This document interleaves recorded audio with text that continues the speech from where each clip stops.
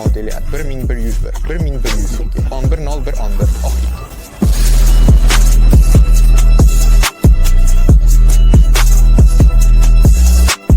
Buton, kun, xonalar uchun. Davlat tushmoqda, shomilish, davolash. Alon oddiy yozuv. Uyda shirin ichimliklar ichishga.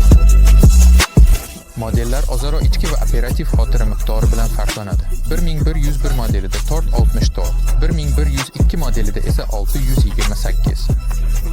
Bularning barchasi zaxiralangan. 8 yadroli Unisoc i85811 protsessor, 1.6 GHz chastotali aktiv.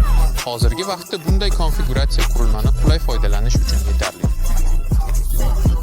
Lekin 628 konfiguratsiyasi haqida umuman gapirmayman. Bu yerda hammasi uchib ketayotgani aniq. Endi esa bu chiroyli qutini ochamiz va toplamda nimalar borligini ko'ramiz. 9 dan 10 dyuymga otish ramkasi. Muddatli havo spreyach. Antenna. Tashqi mikrofon. Tork antenna. Mikrofon uchun chiqish. O'ta ulagichlari bilan kolotka. Va SIM karta uchun uyasi. 5 vazifa uchun antenna. 2 ust ulagich, ulardan biri 3.oq. Va markaziy kanal va orqa ko'rinish kamerasi uchun uchta ulagichlar. Va shuningdek kafolat kartasi. Va foydalanish bo'yicha qo'llanma. Endi orqa tomoniga qaraymiz. Ko'ramizki, o'rnatish joyi 9 dyuym. Shuningdek, faol sovutish tizimi bilan alyuminiy radiator mavjud. Bu shuni anglatadiki, qurilma hatto eng issiq ob-havoda ham qizib ketmaydi. Davom etish uchun. Xo'sh, endi bu katta ekranni yaqinroq ko'rish vaqti keldi. Displey diagonali 11, 5 dyuym.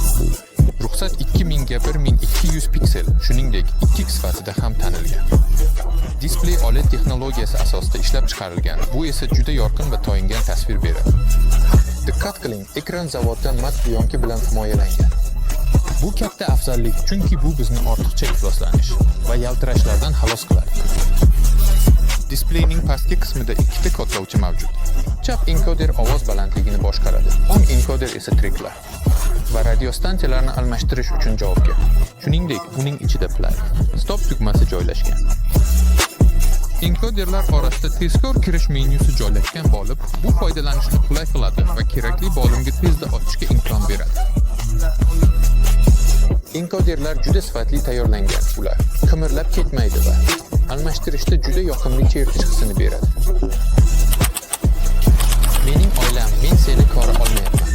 Ish stolining o'rtasida bizda Yandex navigator joylashgan. Uning chap tomonida 3 player va radio joylashgan. Igor. O'ng tomonda esa ilovalar menyusi joylashgan bo'lib, uni moslashtirish mumkin. Mana men sen bilan kunni o'tkazdim va kalendar. Shuningdek, siz eski yaxshi ekran bo'linishini ishlatishingiz mumkin. Uni 2 qismga bo'lib, bemalol 2 ta ilovadan foydalanishingiz mumkin. Ulanish bo'yicha bu yerda hammasi juda ajoyib. Bizda bir nechta variantlar mavjud. Birinchi, biz SIM kartani qo'yib, to'rtta internetdan foydalanishimiz mumkin. Albatta, u mavjud bo'lgan joyda. Ikkinchi variant, biz telefondan internetni ulashimiz va Wi-Fi orqali ulanishimiz mumkin. Bu yerda esa aytgancha tezkor 5G. Va siz internetda oddiy planshetdagidek sayr qilishingiz mumkin. Yoki uchinchi variant, Apple CarPlay yoki Android Autoga simsiz ulanish. Shuningdek, biz bu yerga ikkita kamera, old va orqa kameralarni ulashimiz mumkin. Avtomobilning old va orqa tomonida nima sodir bo'layotganini ko'rish uchun 720 va 1080 Tambus dekoderiga ulanish imkoniyati ham mavjud. Bu zarur agar sizning standart multimedia tizimingiz tanshiniga bog'langan bo'lsa.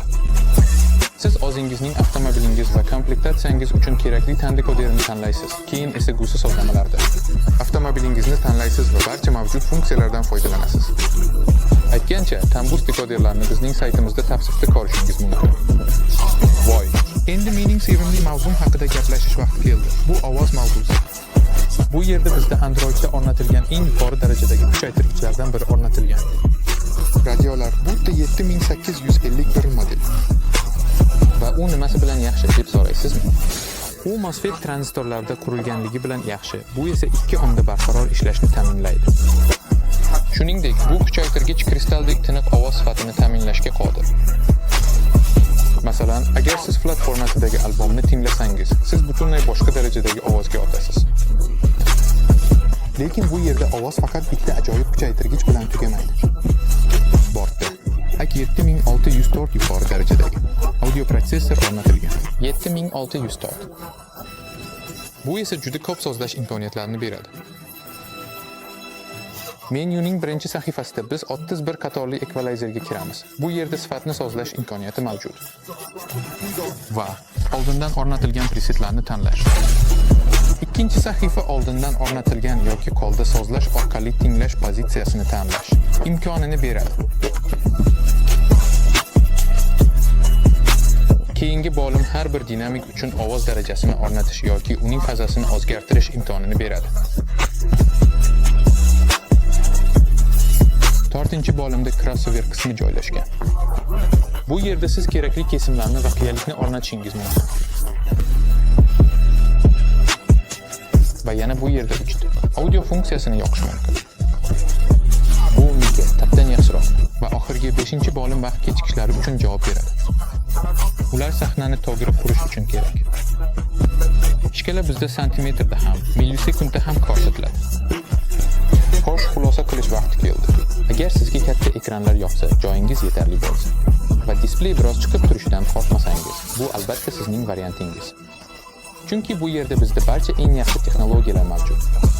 Hozirgi vaqtda va yetarlicha kuchli ovoz bo'yicha ilg'or va ikkik displey.